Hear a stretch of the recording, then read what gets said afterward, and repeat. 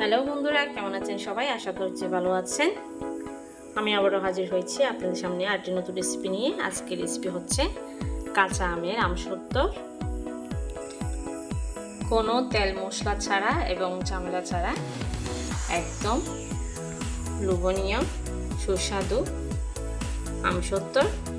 এভাবে আমসত্ত্বর বানিয়ে সারা বছর জুড়ে সংরক্ষণ করে রাখতে পারবেন। ভিডিওটি সম্পূর্ণ দেখার জন্য অনুরোধ রইল।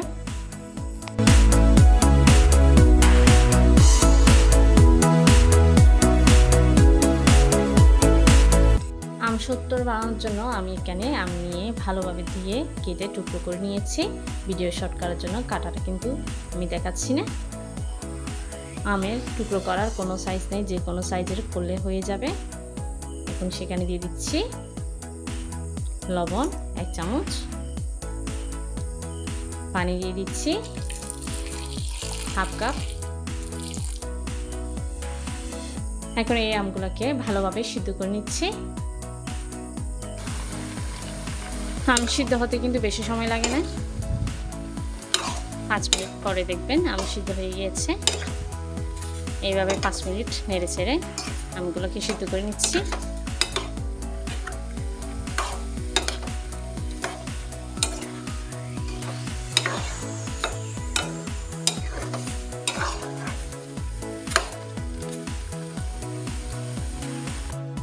আমসত্ত্বরের জন্য আমগুলো কিন্তু একদম সিদ্ধ হয়ে গিয়েছে। সিদ্ধ করার পরে আমি ঠান্ডা করে নিয়েছি। এখানে একটি বাটি নিয়ে নিয়েছি। বাটির মধ্যে আমি একটা স্ট্রেনার বসে দিচ্ছি ছাকার জন্য। এখন যে আমগুলো আমি সিদ্ধ করেছিলাম সেগুলো দিয়ে দিচ্ছি।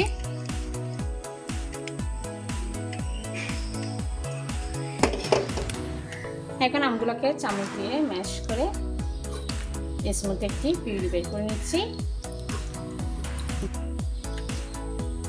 যাতে করে আঁশ বা আটিটাকে উল্টে যাবে ছাঁকনির মধ্যে।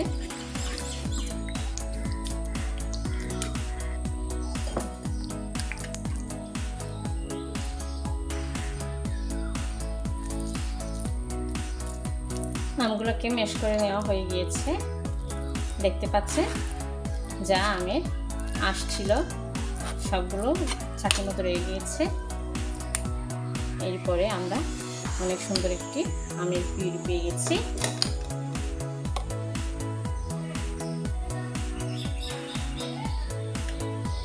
আম সিদ্ধ করার পরে কিন্তু এইভাবে ছেঁকে নেবেন। ছেঁকে নিলে আমের পিউরিটা কিন্তু অনেক স্মুথ হয়, না হলে আমের আটি বা আঁশগুলো রয়ে যাবে। এখন চুলায় একটি প্যান বসিয়ে আমি ½ কাপ পানি দিয়ে দিয়েছি। এর মধ্যে দিয়ে দিচ্ছি গুড়। আপনারা চাইলে এই কাজটি চিনি দিয়েও করতে পারেন। গুড় অথবা চিনি কিন্তু মিষ্টির কারণে দেওয়া হয়েছে। আমি এখানে গুড় দিয়ে করছি, আপনারা চাইলে চিনি দিয়ে করতে পারেন। এখানে পানি দেওয়া হয়েছে যাতে করে গুড়গুলো তাড়াতাড়ি গলে যায়, সে কারণে পানি দেওয়া হয়েছে।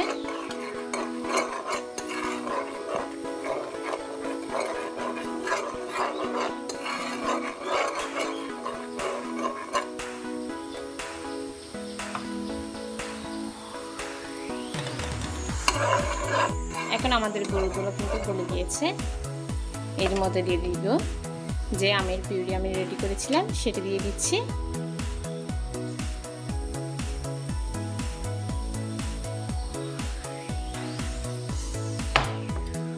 এবার আস্তে আস্তে মিশিয়ে নিব গুড়ের সাথে আমের পিউরিটি।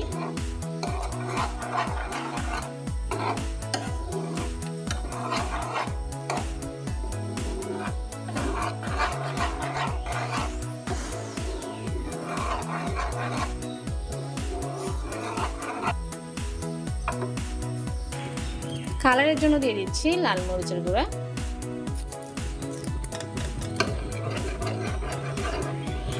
এতে করে আমসত্ত্বের কালারটা কিন্তু অনেক সুন্দর আসবে। আমি কিন্তু এখানে আমসত্ত্বের মধ্যে কোনো ফুড কালার দিচ্ছি না।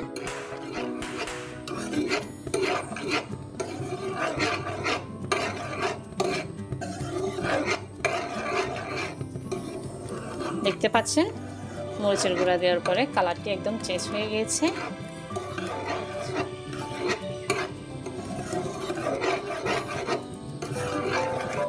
চুলার জাল মিডিয়ামে রেখে এগুলো আরও একটু ঘন করে নেব।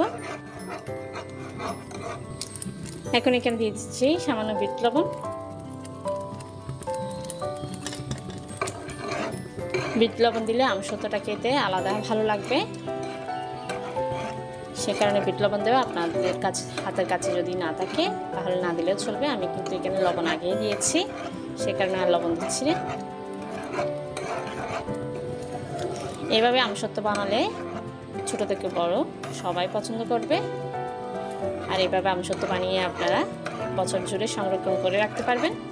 খুব সহজে কিন্তু আমসত্ত্ব বানিয়ে ফেলতে পারবেন।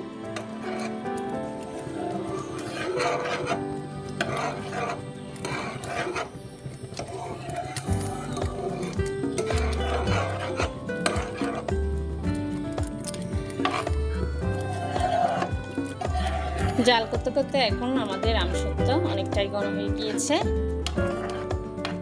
দেখতে পাচ্ছেন।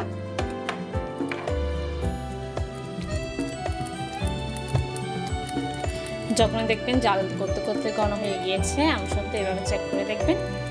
যদি একটি দাগ টেনে দেখেন, দাগটি যেরকম টেনেছেন সেরকম রয়ে গেছে, তাহলে বুঝতে পারবেন আমসত্ত্বর পিউরিটা একদম রেডি। এখন আমি চুলাটা বন্ধ করে দিচ্ছি। এখানে একটি ডালা নিয়ে নিয়েছি, ডালার মধ্যে আমি আগে থেকে তেল ব্রাশ করে রেখেছিলাম, যাতে করে আমসত্ত্ব শুকাতে দিলে সেগুলো লেগে না যায়, সে কারণে আগে থেকে তেল দিয়ে রেখেছিলাম। আমি ডালার মধ্যে করছি, আপনারা চাইলে যে থালার মধ্যেও করতে পারেন। এখানে এই ডালার মধ্যে দিয়ে দিচ্ছি আমসত্ত্বের জন্য যে পিউরিটা আমি রেডি করেছিলাম সেটি দিয়ে দিচ্ছি।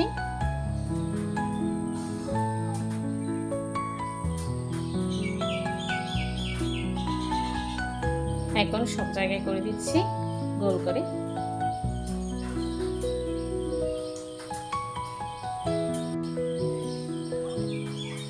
খুব বেশি পাতলাও করতে যাবেন না, খুব বেশি ঘনও করতে যাবেন না।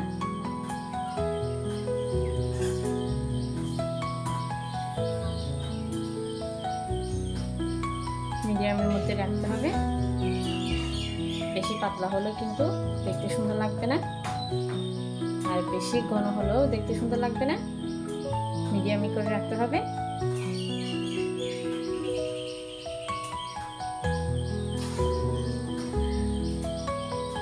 আমি একটি বড় সাইজের ডালা নিয়েছি একবারে সব দিয়ে দেওয়ার জন্য।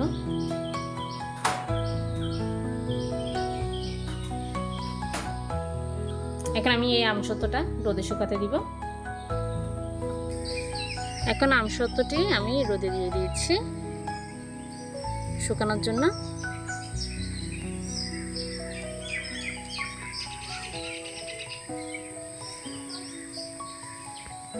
আপনারা চাইলে ফ্যানের নিচে দিয়েও কিন্তু শুকাতে পারেন। যেহেতু আমাদের বাসায় রোদ আছে প্রচুর ছাদের মধ্যে, সে কারণে আমি ছাদের মধ্যে নিয়ে আসলাম রোদে দেওয়ার জন্য। আর যাদের কাছে রোদ নেই, রোদে দিতে সমস্যা, আপনারা চাইলে ফ্যানের নিচে দিয়েও করতে পারেন এই আমসত্ত্বটি। এখন আমাদের আমসত্ত্ব হয়ে গিয়েছে। আমি 4 দিন রোদে শুকিয়ে নিয়েছি। 4 দিন রোদে শুকানোর পরে আমি ডালা থেকে এটা তুলে নিয়েছি। দেখতে পাচ্ছেন কত সুন্দর আর লোভনীয় হয়েছে। এখন আমসত্ত্ব একদম রেডি।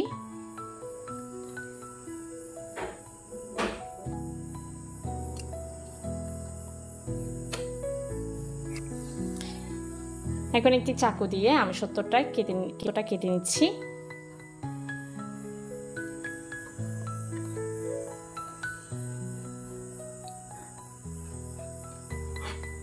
আপনাদের যেরকম ইচ্ছে সেরকমই কাটতে পারেন।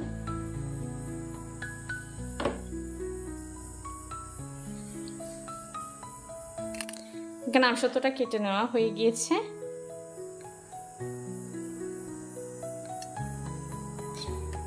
এই আমসত্ত্বটা কিন্তু ছোট থেকে বড় সবারই পছন্দ হবে। সারা বছর সংরক্ষণ করে রাখতে পারবেন, কোনো রোদে দেওয়ার ঝামেলা ছাড়া এইভাবে রেখে দিতে পারেন। আশা করছি এই আমসত্ত্বর ভিডিওটি আপনাদের কাছে ভালো লেগেছে। যদি ভালো লেগে থাকে চ্যানেলকে সাবস্ক্রাইব করে লাইক দিয়ে পাশে থাকবেন। দেখা হবে একটি নতুন রেসিপি নিয়ে। ততক্ষণ পর্যন্ত ভালো থাকবেন, সুস্থ থাকবেন।